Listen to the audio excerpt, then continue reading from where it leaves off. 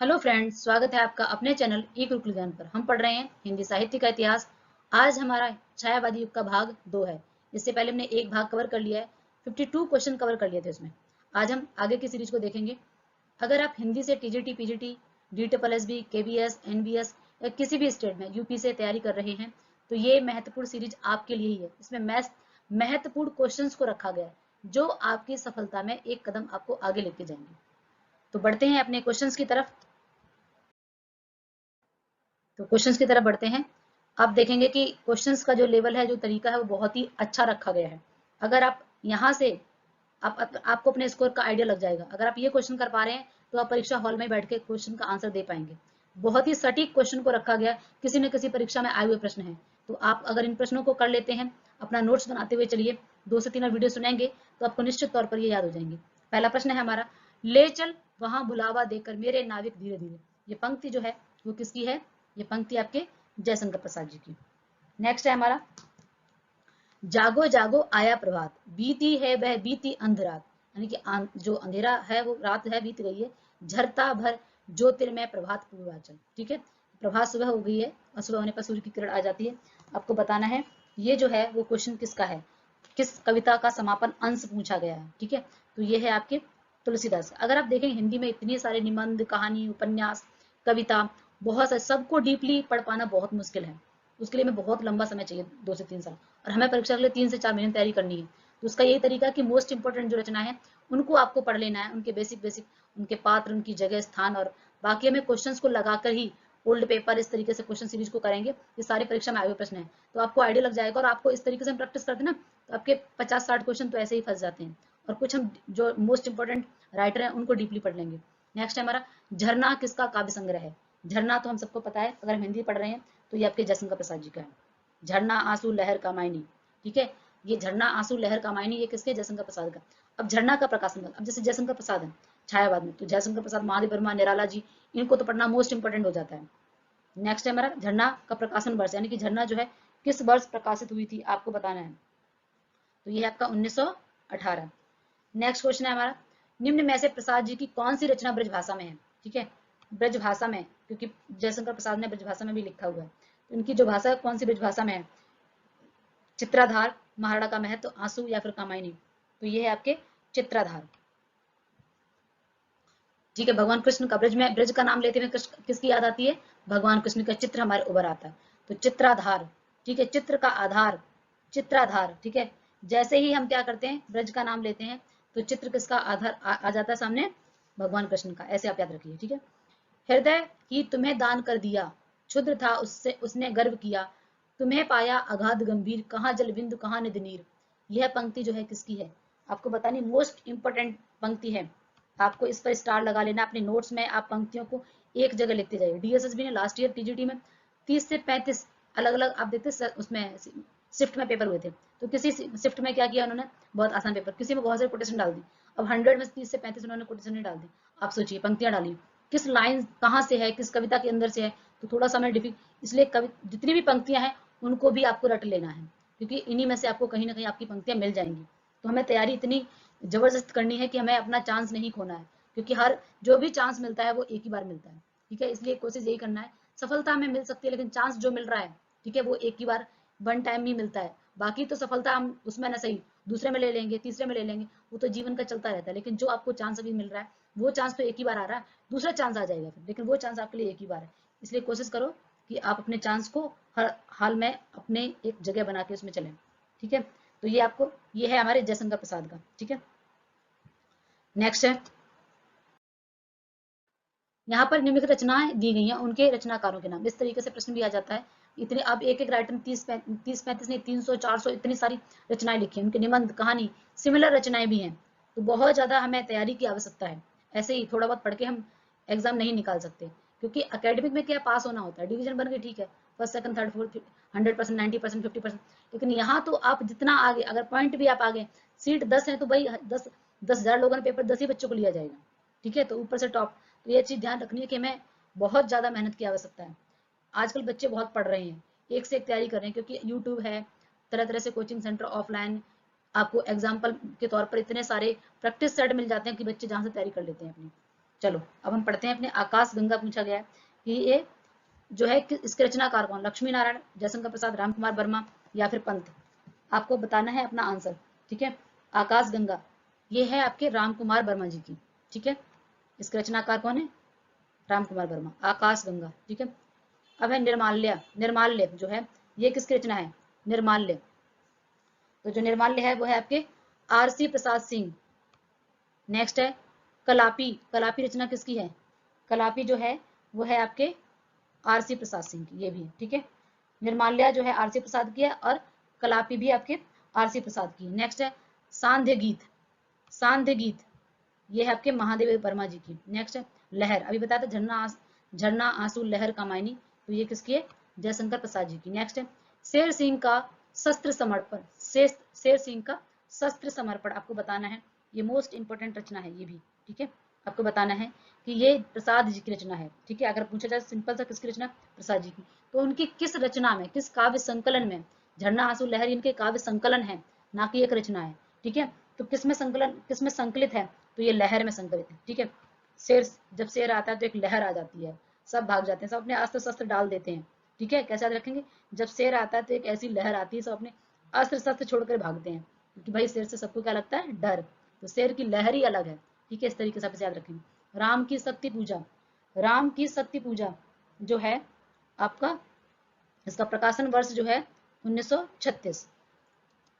Next है तुलसीदास किसकी काव्य रचना है। देखो तुलसीदास जो है आपके, ये तुलसीदास ऑप्शन में आपको तुलसीदास भी मिल जाएगा, तो वो तो अपने नाम से लिखेंगे नहीं। ये निराला, निराला जी के फेवरेट कवि तुलसीदास थे, ठीक है। सुमित्रानंदन पंत का जन्म कहाँ हुआ था। सुमित्रानंदन पंत का जन्म जो है वो कसौनी ग्राम में हुआ था। कहाँ हुआ था, कसौनी में। सुमित्रानंदन, ठीक है। सुमित्रा जी के नंदन कहाँ गए, ठीक है, कोसों दूर। सुमित्रा जी के नंदन, सुमित्रा, कौशल्या, कैकेयी और सुमित्रा, ठीक है। तो सुमित्रा जो थी उनके पुत्र का नाम क्या था, लक्ष्मण। तो लक्ष्मण भी कोसों दूर गए थे। कौसौनी, कौसौनी तो है कोसो, ठीक है। बहुत सारे गांव गांव होते हुए, ग्राम ग्राम होते हुए कोसों दूर चले गए भगवान राम के साथ में। कौन, सुमित्रा नंदन जी के, मतलब सुमित्रा जी के नंदन यानी कि सुमित्रा के पुत्र। नेक्स्ट है, तो यह रचना किसकी है, उनका मतलब उनका जन्म कहाँ पर हुआ था, कसौनी ग्राम में। पंत जी की पहली कविता कौन सी है, पंत जी की पहली कविता कौन सी है, आपको बताना है। तो ये है आपके गिरजे का घंटा, तो वही सुमित्रानंदन पंत, ठीक है। उनके, उनकी जो पहली कविता है उसका नाम क्या है, गिरजे का घंटा। नेक्स्ट, पंत जी की किस रचना को उनकी अंतिम छायावादी काव्य संग्रह, काव्य संग्रह सुमित्रानंदन पंत का अंतिम छायावादी, ठीक है। उन्होंने छायावादी कविता के अलावा भी लिखी हुई है, प्रगतवादी में भी तो उनका पूछा गया छायावादी कविता में उनकी अंतिम काव्य संग्रह कौन सा है, तो आपको बताना है। तो ये है आपके गुंजन, ठीक है। सुख दुख की भावावेश अवस्था विशेषकर गिने चुने शब्दों में स्वर साधना के उपयुक्त चित्रण कर देना ही गीत है, ठीक है। सुख दुख भावावेशमयी अवस्था विशेष कर गिने चुने शब्दों में स्वर साधना के उपयुक्त चित्रण कर देती है, ये परिभाषा गीत की, ठीक है। किसने दी है, जयशंकर प्रसाद ने, महादेव वर्मा ने, किसने दी है, तो ये आपके महादेव वर्मा। आप देखेंगे महादेव वर्मा, ठीक है, या फिर आपके निराला जी या फिर जयशंकर प्रसाद, इन्होंने दुख प्रेम, ठीक है, एक भावात्मक रचनाएं, ठीक है, लिखी हुई हैं। परमात्मा की छाया आत्मा पर और आत्मा की छाया परमात्मा पर, यही छायावाद है। तो छायावाद की परिभाषा जो है किसने दी है, इसको कैसे याद करेंगे, देखो ये दिया आपके राम कुमार वर्मा जी ने। भगवान राम, राम की बात करते हैं, भगवान राम, ठीक है। भगवान राम ने क्या किया था, मनुष्य का जन्म लेकर जब पृथ्वी पर आए, तो परमात्मा है वो, ठीक है। भगवान राम क्या, ऐसे मान लीजिए, आपको याद करना है बस, भगवान राम क्या है, परमात्मा है। उनकी छाया जब मनुष्यों की आत्मा, यानी कि आत्मा जो है परमात्मा का ही अंश है, मनुष्यों पर पड़ने लगी, आत्मा पर पड़ने लगी, तो जो आत्माएं थी वह भी क्या हो गई, परमात्मा हो गई, ठीक है। यही क्या है, छायावाद। ये किसकी, राम कुमार वर्मा की। नेक्स्ट है छायावाद को स्थूल के प्रति सूक्ष्म का विद्रोह, स्थूल के प्रति सूक्ष्म का विद्रोह, ये डॉक्टर नगेंद्र ने बोला है। नेक्स्ट है छायावाद स्थूल के प्रति, ये तो रिपीट हो गया, ठीक है डॉक्टर। ये नेक्स्ट है, सॉरी, छायावाद स्थूल के प्रति सूक्ष्म का विद्रोह नहीं, वरन थोथी नैतिकता रूढ़िवादी और सामंती साम्राज्यवादी बंधनों के प्रति विद्रोह रहा है, ठीक है। सूक्ष्म के प्रति स्थूल है, ये तो आपके किसने बोला, डॉक्टर नगेंद्र। पर यहाँ क्या बोला, स्थूल के प्रति सूक्ष्म का विद्रोह नहीं है, वरन थोथी नैतिकता, थोथी मतलब दिखावे की, झूठी नैतिकता है, रूढ़िवादिता और सामंत साम्राज्यवादी बंधनों के प्रति विद्रोह कर रही है। इस तरीके की बातें जो है छायावाद की ये परिभाषा जो है वो किसने दी है, ये परिभाषा आपके किसने दी है, रामविलास शर्मा जी ने। नेक्स्ट है सृष्टि के बाहरी जो आकार है सृष्टि का, पर इतना लिखा जा चुका है कि मनुष्य का हृदय अभिव्यक्ति के लिए रो उठा।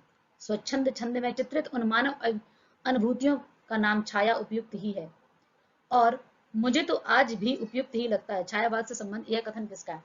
जो छायावाद शब्द है छाया, तो क्या बताया गया कि सृष्टि जो है इसके बाहरी जगत के बारे में इतना कुछ लिखा जा चुका है कि अब अभिव्यक्ति क्या होती है, रोने लगी, अंदर की अनुभूति होती है कि कुछ ऐसा लिखा जाए। ठीक है, तो ये छायावाद के लिए उपयुक्त शब्द होगा। ऐसा छायावादी कवियों ने लिखा है, ऐसा किस राइटर ने बोला है आपको बताना है, तो ये महादेवी वर्मा जी ने।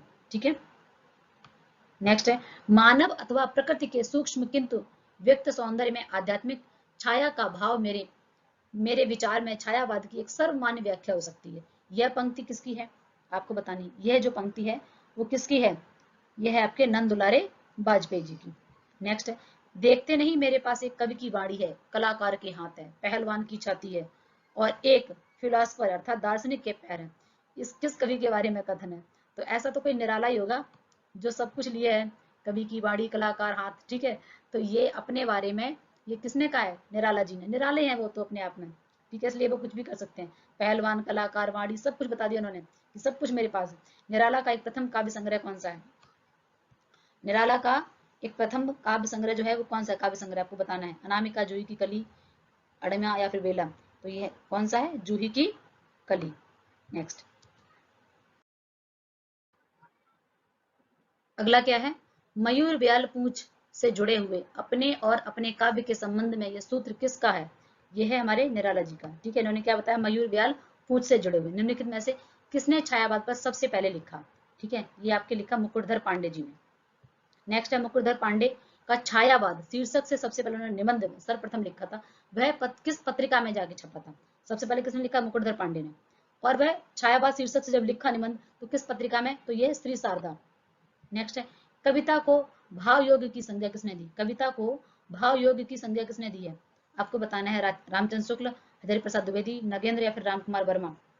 ठीक है, आपको अपना आंसर आपको कमेंट सेक्शन में लिख के बताएं कि आपका स्कोर कितना हुआ है, तो ये है आपके आचार्य रामचंद्र शुक्ल जी। नेक्स्ट है छाया भारतीय दृष्टि से अनुभूति और अभिव्यक्ति की भंगिमा पर अधिक निर्भर करती है। छायावाद के संबंध में उक्त पंक्तियां किसकी हैं, आचार्य रामचंद्र शुक्ल की, जयशंकर प्रसाद की, महादेव वर्मा की या डॉक्टर नगेंद्र की, आपको बताना है।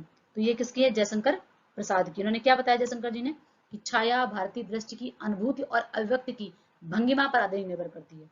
नेक्स्ट है छायावाद को सांस्कृतिक नवजागरण से संबंध किसने माना है, अलग अलग लोगों ने छायावाद के, छायावाद से बहुत ज्यादा क्वेश्चन आते हैं, आपको ये बताना है ये जो है किसने बोला है, ये आपके नंद दुलारे वाजपेयी जी ने।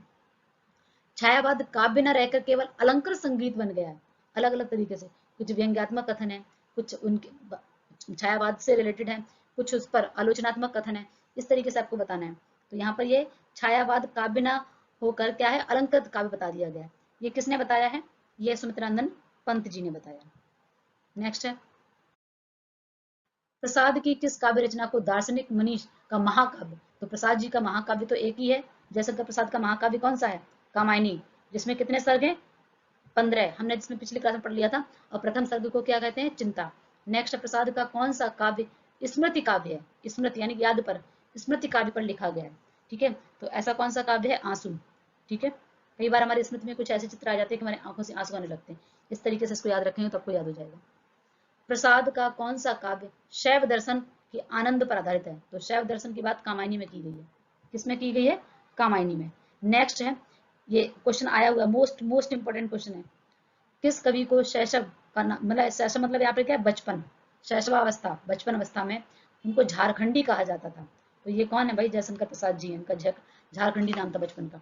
प्रसाद का खड़ी बोली की कविताओं का पहला काव्य संग्रह, जयशंकर प्रसाद पहले बताया जा चुका है कि जयशंकर प्रसाद, निराला, महादेव वर्मा, सुमित्रानंद पंत, ये 4 पिलर है। तो ये तो छायावाद में आपको 4 कवि जो है 90% आपको इन्हीं का मिल जाएगा, बाकी बचे हुए 10%। तो निराला, जयशंकर प्रसाद, सुमित्रानंद पंत और महादेव वर्मा, इन 4 को पढ़ लो, लगभग आपका 90% छायावादी कंप्लीट। तो यहाँ पर क्या बताया गया है कि जो प्रसाद की खड़ी बोली की कविताओं का पहला काव्य संग्रह कौन सा है। ठीक है, आंसर बताना है आपको, कानन कुसुम। ठीक है, कुसुम हम किसको चढ़ाते हैं, जयशंकर प्रसाद को, कानन कुसुम। पगली हो संभाल ले कैसे छूट छूट पड़ा तेरा आंचल, देख बिखरती है मणिराज अरी उठा बेसुध चंचल। ठीक है, ये पंक्ति जो है प्रसाद की किस रचना से ली गई है?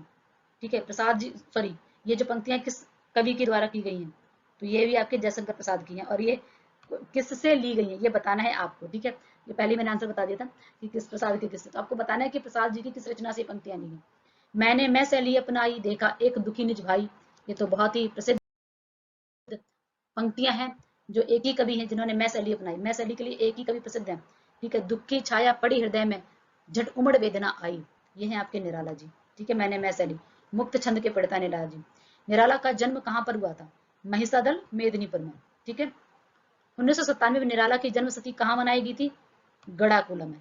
ठीक है, निराला जी, ये बेसिक परिचय मैंने आपको बताया कि चारों राइटर्स को मैं एकदम रटना ही पड़ेगा। निराला जी के साथ साथ किस भी सपूत की 1997 में जन्म तिथि और मनाई गई थी, वो थे आपके सुभाष चंद्र बोस जी।